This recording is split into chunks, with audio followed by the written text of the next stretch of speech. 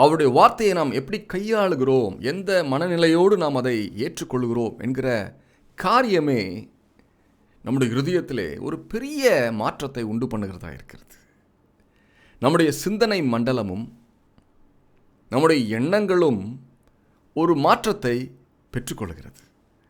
அந்த மாற்றத்தை பெற்ற உடனேயே நாம் ஒரு ஆன்மீக வல்லமை படைத்தவர்களாக மாறிவிடுகிறோம்.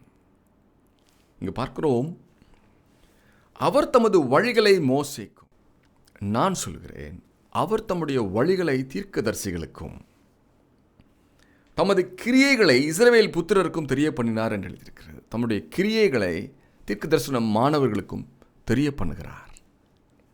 ஹல்லேலூயா. இப்பொழுதும் கூட அவருடைய வழிகளை நமக்கு தெரிய பண்ணுகிற ஒரு விசேஷித்த கிருபையை இயேசு கிறிஸ்துவின் நாமத்தினாலே